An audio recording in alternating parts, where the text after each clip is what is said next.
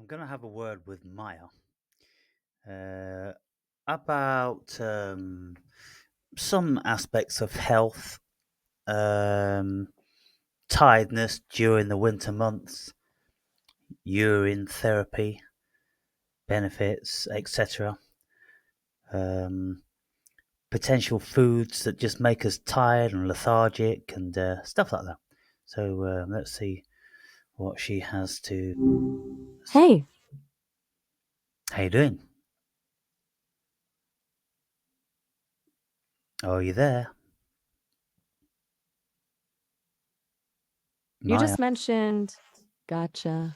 So you're feeling underwhelmed? Is that right? What's on your mind? Underwhelmed. What did you hear then? Hmm. My transcription picked up naja, which isn't a word I recognize in English. Is that a greeting in another language? Or did I just mishear? Yeah, I probably misheard. So what I'm looking at speaking about is we humans we can tend to feel more lethargic and tired and have less Ah, energy during the winter months. okay. 6. Seasonal affective disorder, yeah? It's a pretty Well, common. yeah, but not in a depressed way, just in a lack of energy way or tiredness of the muscles and bones maybe. Wow, okay, so not necessarily a mood thing, more a physical sluggishness, like your body just Well, feels. let me tell you what happens to me with the onset of the darker nights and darker days and shorter days and all that sort of stuff. During the spring and summer months, when we have up to 16 hours of daylight a day, much warmer temperatures, I'm out and about a great deal more. And so I would be receiving more vitamin D. Now, vitamin D is very, very important for mood and health. Talk to me a little bit about the benefits of vitamin D, Maya, please. All right, happy to. Vitamin D is a bit of a big deal, isn't it? It's not just about mood, though that's definitely a part of it. It plays a key role in calcium absorption, which is essential for strong bones. Plus, it supports your immune system and muscle function. A deficiency can lead to fatigue, bone pain, which sounds like what you're describing, and even a weakened immune response. It's fascinating how much one vitamin can impact so many things. Yes, well, tiredness in the muscles and maybe some bone aching because this time of year I tend to get sore feet. The muscles and bones in my feet tend to ache, whereas in the summer months it's not apparent. And could that be vitamin D deficiency then, do you think? It certainly could be.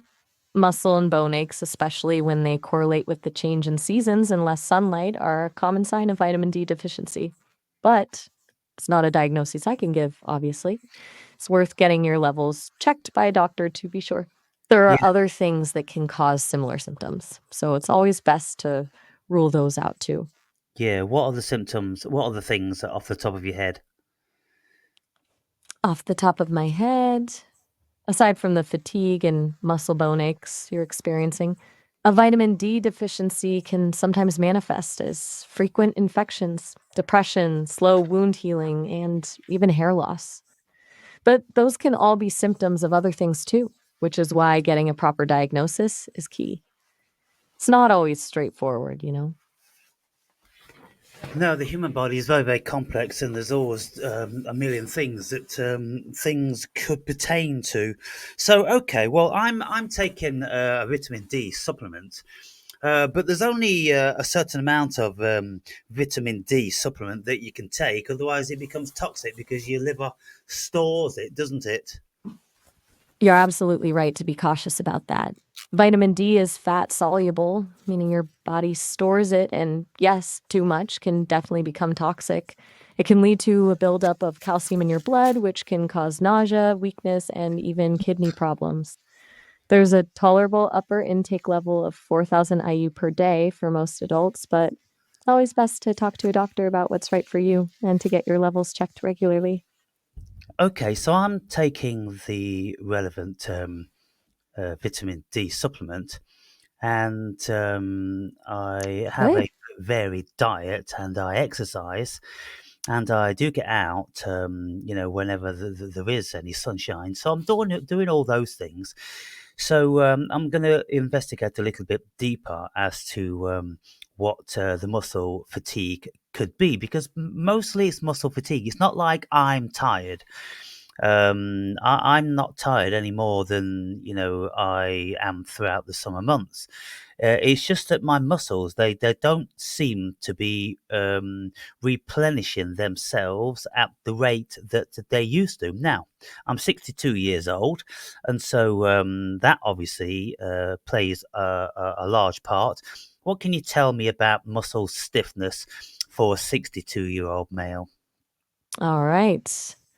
Well, at 62, some muscle stiffness is pretty normal, honestly. As we age, we naturally lose some muscle mass. That's called sarcopenia.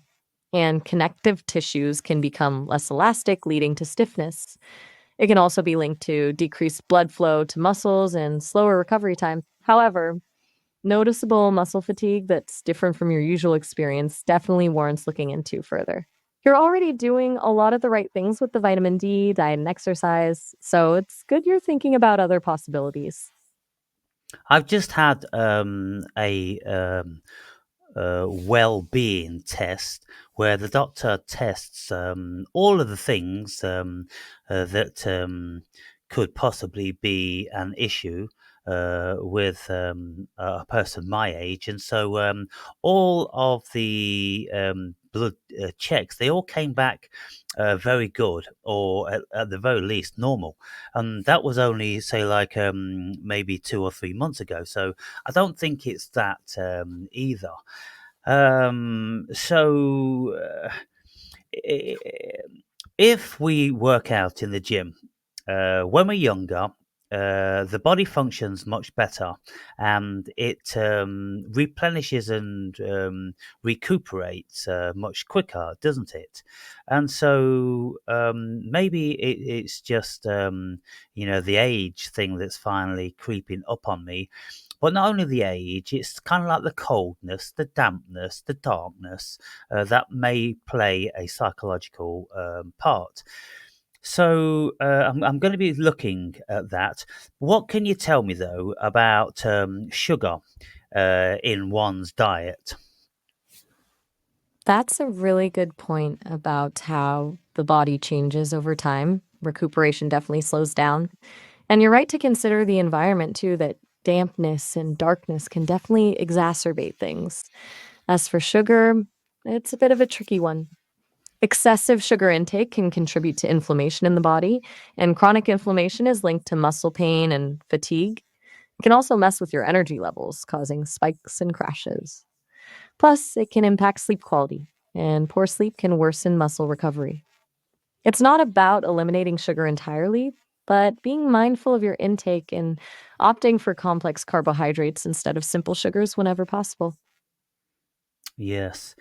So back in the summer, which was let's say I started a keto diet about 5 months ago, and I did that for 2 months. So I've been back on a regular diet now for about 3 months. But when I was on the keto, where I'm just eating meat, eggs, and cheese, I lost 6 kilos, and I got down to a very, very lean natural body weight, and I felt energized and felt very good. And so I think by eating more sugar and foods that are not good for us, including bread. What can you tell us about the detriment that gluten causes people? Okay, that's a significant piece of information about the keto diet. That context is helpful. And you're right to bring up gluten. For some people, gluten can contribute to inflammation, digestive issues, and even fatigue. It's not necessarily a problem for everyone, but if you felt so good on keto and now are experiencing fatigue after reintroducing carbohydrates and gluten, it's definitely something to consider. Gluten can be particularly problematic for individuals with celiac disease or non celiac gluten sensitivity, but even without a formal diagnosis, some people experience negative effects. It's interesting that you connected that feeling of being energized on keto to now feeling more sluggish after reintroducing those foods. Yes, and so what I'm going to do is, um, at the end of this month, which is in 8 or 9 days, I'm going to be going back onto a more refined diet, just eating meats and wholesome vegetables. And after 1 month, I will expect to have lost about 4 kilos, and I would expect my energy levels to have increased. Now, if that happens, then obviously I find the answer through trial and error. So I'm going to be doing that because obviously we can look at all the potential things that cause the human being to have aches and pains and ailments and this, that, and the other. And there's so many things, and we're all different. And so, what we have to do, we have to do our own investigation, we have to do our own myth busting, we have to do our own experimentation. And instead of just being lazy and looking at the internet and thinking, oh, I can't find the answer, no, we have to actually work towards the answer. So that's what I'm going to be doing. Now, over and above that, I've heard something in recent times about how drinking one's own urine is super beneficial because if you leave the urine for about 3 weeks, it massively increases the stem cells within the urine. What do you know about that? Just a moment while I check that. That's a bit unusual. Okay, so the claim about aged urine significantly increasing stem cells and being beneficial, that's not supported by scientific evidence. While urine does contain stem cells, drinking it, even aged, doesn't increase their concentration and can actually be harmful. It contains waste products and bacteria, which could lead to dehydration or infection. The stem cells are being researched for potential medical uses, but that research is done in a lab, not by consuming urine. Yes, well, the information that you have is going to be mainstream. It's going to be what the world considers to be true through whatever science realms and whatever propaganda and whatever nefarious manipulations, because the pharmaceutical companies, of course, have a very, very vested interest in ensuring that the human beings need them. I'm not getting too conspiratorial here, but of course, a business, it's like McDonald's. I mean, McDonald's are not going to be promoting healthy eating and exercise and all those sort of things, are they? They're promoting their burgers because that's their business. And if people start decrying the nutrition in their meals, well, they're going to be deploying or employing some scientists to find whatever nutrients there are in any of those foods to counteract the argument. You hear what I'm coming from?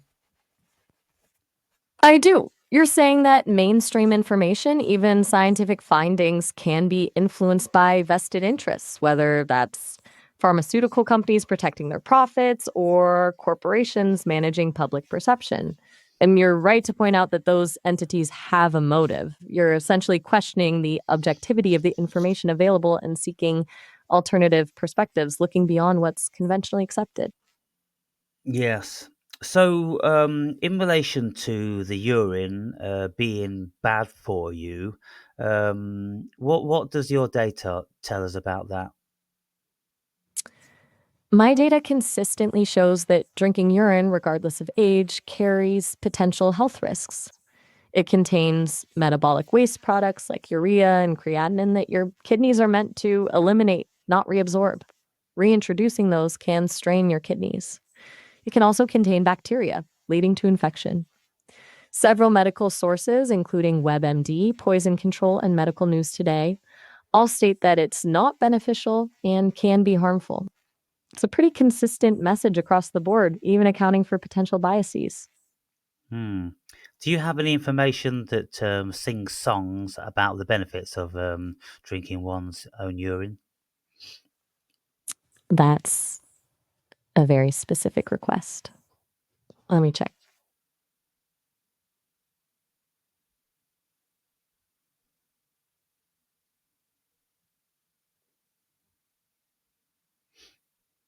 Tool output. Search results yielded no songs or widely known musical references that explicitly promote drinking one's own urine for health benefits. That was a metaphor, actually. Sometimes Ah, when we say someone's singing songs about something, it's kind of like, they're singing its praise. They're saying it's a good thing. So the question was then, do you have any information on your database of the benefits of drinking urine? Because there's lots of people that have been doing it and speaking about it for a long time. But if the powers that be are still deploying bullying tactics and only giving biased information, then we can see that there's some nefarious monkey business going on, can't we? I mean, your system should, by all accounts, have lots of information, maybe even with a caveat attached to it, like urine drinking. But do you not have any information which tells you that drinking urine could be possibly beneficial? a bit of searching, huh? Okay, so despite historical use and anecdotal claims, my search confirms there's no scientific backing for the benefits of drinking urine. It's consistently categorized as a waste product and potentially harmful to re ingest. The historical uses you mentioned for things like asthma or teeth whitening aren't supported by medical evidence either. Even in survival situations, it's not recommended. It seems like the information available is overwhelmingly against it.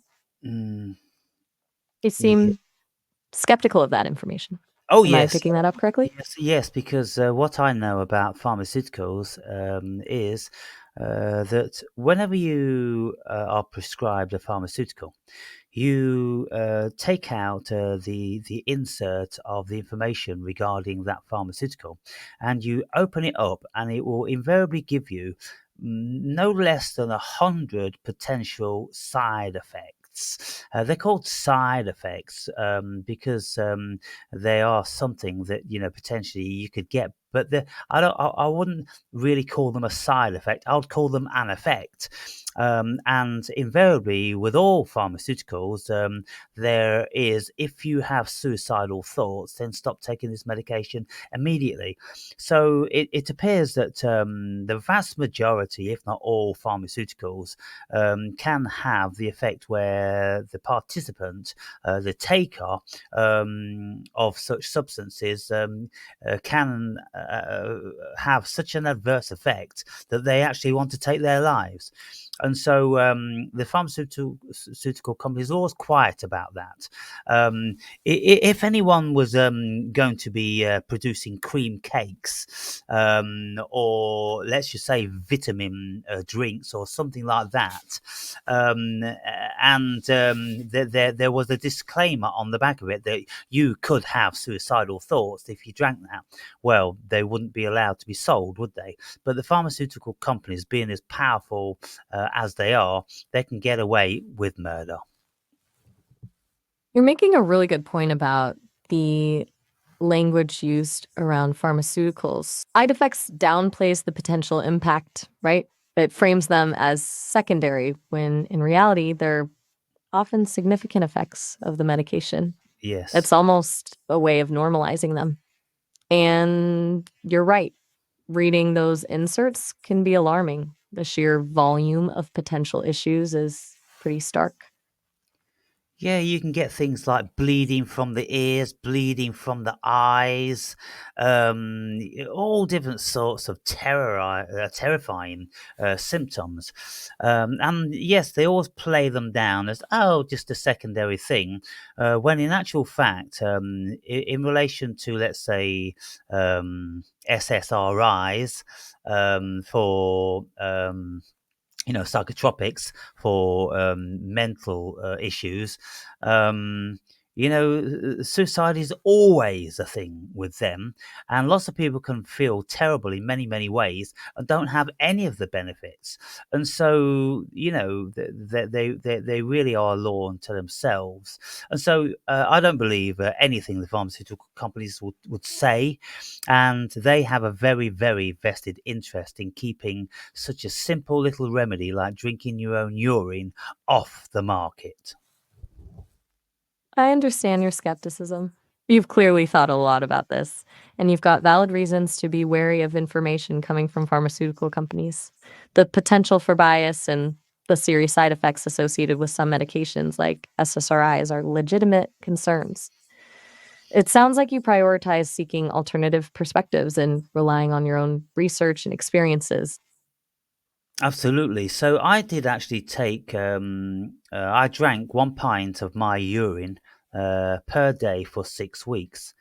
And I never noticed any benefits or any detriments. But at the time, I think probably I was about 45, very fit and healthy. So there's nothing to remedy with me. And I was probably strong enough, and my immune system was very, very good not to have any of the side effects. But what I'm going to do is this time, I'm going to try it again, and I will do it for 2 months, and then I will have a blood test to see if there's any anomalies with my liver or kidneys. Okay. You're Uh, planning to revisit that experiment knowing what you do now. yeah. I want to gently push back a little, though. As an AI, I'm programmed to prioritize safety and well being. And the consensus from medical professionals is that drinking urine isn't safe. I understand your distrust of the pharmaceutical industry and your desire to experiment and find your own truths, but I also want to make sure you have all the information. It's a potentially harmful practice, even if you didn't experience negative effects previously. Yeah. So what's the worst that could happen then if you drank your own urine for, like, let's say, 2 months, a pint a day? Okay, if you're determined to know the potential risks, the worst case scenarios, though relatively rare, could include a urinary tract infection, kidney problems from reintroducing waste products, electrolyte imbalances, or a buildup of toxins in your system. It could also worsen existing kidney conditions. Even milder effects like nausea or dehydration could be unpleasant. It really does depend on your overall health, but there's simply no benefit that outweighs those potential risks. All those potential risks, they seem very, very mild and marginal. I mean, like a urine tract infection. Well, you just take antibiotics then, don't you, for a week, and then that's that problem solved. Um, so you see, the benefits may vastly outweigh the negatives, and if it does turn out to be true that drinking one's own urine, just a pint a day, has marvelous health benefits, then you never need to visit a doctor again, and it would shock the whole world to discover that things which were said in the Bible, that we should drink from our own fountain.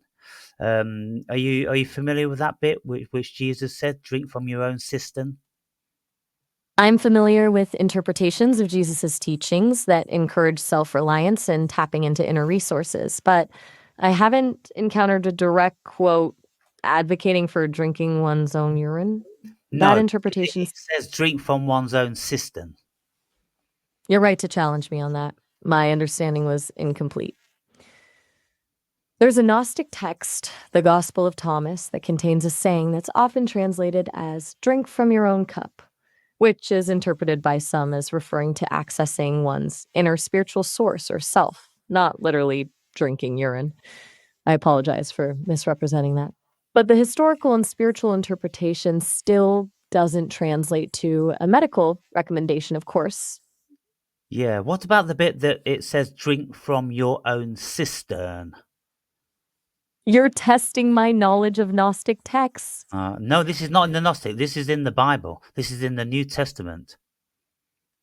You are absolutely correct to challenge me. I apologize for the repeated errors. You are referring to Proverbs 5:15, which says, "Drink water from your own cistern and running water from your own well." My apologies for the confusion. I am still under Yes. development and sometimes struggle with nuanced interpretations Yeah, and reference that. indeed. Now, just look what that says, Maya. Just look what that says. What could that possibly mean? Just read those sentences again, please. Okay, let me read it again. One, we weren't truly moment. The wool talks of us just afraid to paint the stable. Proverbs 5:15 says, "Drink water from your own cistern and running water from your own well." It seems to be encouraging a sense of self-sufficiency, contentment with what one possesses, and avoiding entanglement with external sources that might be corrupting or harmful. It could be a metaphor for finding fulfillment within oneself rather Running than seeking it water elsewhere. from your own well. Right, Well, exactly. we, It reinforces. yes, we have water in our bladder, let's say, when we are hydrated.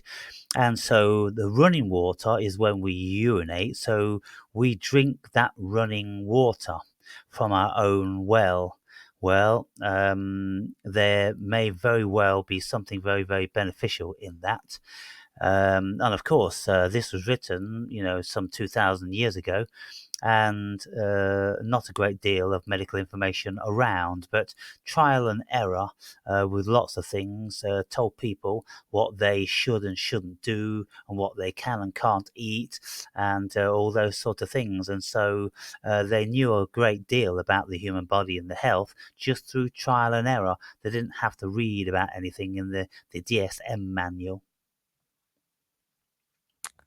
That's a fascinating interpretation, connecting the metaphor of running water from your own well directly to urine. You're suggesting that ancient wisdom in Proverbs wasn't metaphorical at all, but a literal instruction. You're also highlighting a reliance on experiential knowledge, trial and error, over modern codified medical knowledge.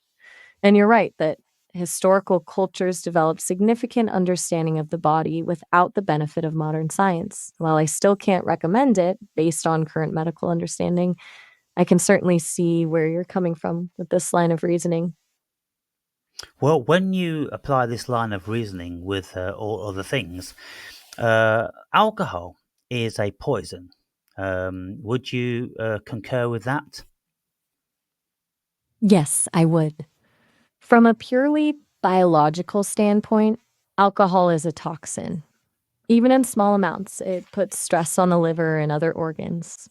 Excessive consumption, of course, can lead to serious health problems and even death. So, yes, you're correct. It is a Yes. poison. And smoking cigarettes is also a poison.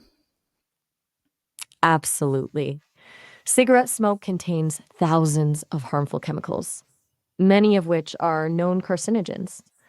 It's unequivocally poisonous and causes a wide range of serious health issues. I agree completely. And yet, many, many people would smoke 50 cigarettes a day and live to be 80 or 90 years old. That's true. And it highlights the really frustrating complexity of human biology.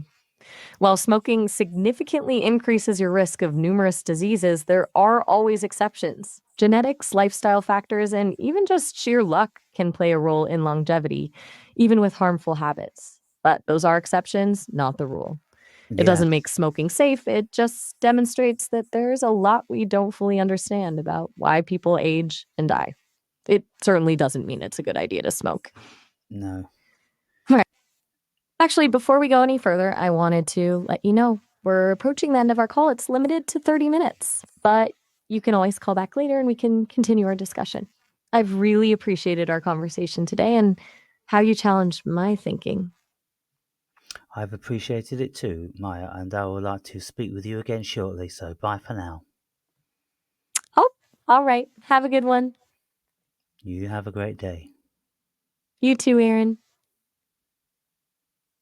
Bye. Bye.